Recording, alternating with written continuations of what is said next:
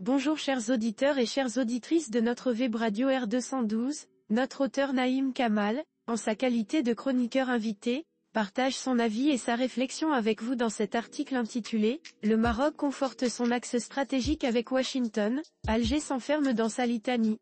Le voici en podcast pour vous. Naïm Kamal ouvre sa réflexion par cette observation contrastée entre les deux pays voisins. Tandis qu'Alger, n'osant pas rappeler, comme à son habitude, son ambassadeur à Washington, se replie une fois de plus sur ses obsessions surannées, le Maroc poursuit sereinement le renforcement d'un partenariat stratégique avec les États-Unis, autour d'un axe central, la reconnaissance de la souveraineté marocaine sur le Sahara. Naïm Kamal revient sur la réaffirmation d'une position américaine qui a peu varié.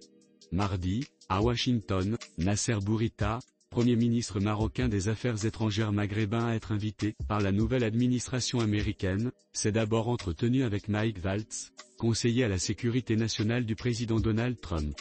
Au cœur de ces discussions, le partenariat stratégique multidimensionnel entre le Maroc et les États-Unis et les questions régionales d'intérêt commun, notamment le dossier du Sahara. On conçoit facilement que c'était un prélude nécessaire à l'entretien qui allait suivre avec le secrétaire d'État américain Marco Rubio. Rien bien sûr d'expansif n'a filtré de cette rencontre si ce n'est qu'elle a été globale, servant fort probablement à réaccorder les violons sur ce qui intéresse l'administration Trump et préoccupe le Maroc. Notre journaliste approfondit sa réflexion en évoquant le contexte diplomatique dans lequel s'inscrit cette rencontre ainsi. La rencontre intervient dans un contexte où l'administration américaine, revenue aux fondamentaux qui ont marqué la déclaration présidentielle de décembre 2020, confirme et consolide sa reconnaissance de la souveraineté du Maroc sur son Sahara.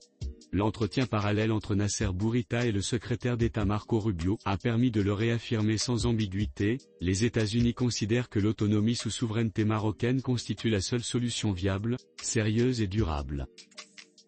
Le chroniqueur invité enchaîne alors avec une mise en perspective de la relation entre Rabat et Washington de la manière suivante.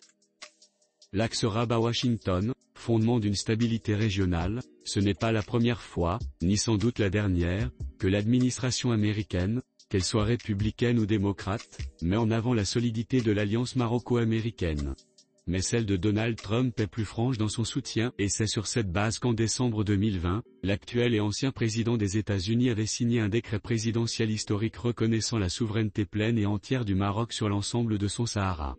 Un acte qui, par sa nature juridique et son poids politique, ne relève pas de la diplomatie symbolique, mais d'une prise de position ferme, rationnelle et alignée sur les intérêts stratégiques des deux pays. C'est dans ce sillage que Marco Rubio, dans sa déclaration récente, a affirmé que les États-Unis faciliteraient les progrès vers une solution basée sur l'autonomie et exhorté les parties à entamer sans délai des négociations dans ce cadre. Il ne s'agit plus de simples déclarations de principe, mais d'un soutien structurant à l'initiative marocaine qui, faut-il le rappeler, bénéficie d'un soutien croissant au sein de la communauté internationale. La proposition d'autonomie, qualifiée de sérieuse, crédible et réaliste, dépasse largement le cadre des formules diplomatiques usuelles.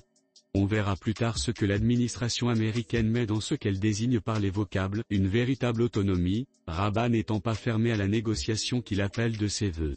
L'essentiel à retenir aujourd'hui est que le plan d'autonomie marocain se présente de plus en plus en matrice autour de laquelle s'articule toute perspective de règlement. Washington le sait, Paris et Madrid le soutiennent, Rabat l'assume, Alger comme de bien entendu le redoute. Naïm Kamal change alors de focale pour examiner la réaction d'Alger à cette évolution stratégique. L'Algérie en retrait, le Maroc en mouvement, le pouvoir algérien n'a pas tempêté ni menacé, se contentant de regretter la réaffirmation de la position américaine, répétant sa litanie dépassée. Appel du pied, offre des métaux rares, contrats pétroliers, exhumation de la saugrenue idée de partage, Alger n'a pourtant pas lésiné sur les moyens et les reniements en tablant sur la diplomatie transactionnelle qu'on prête aux locataires de la Maison Blanche. Rien n'y fait.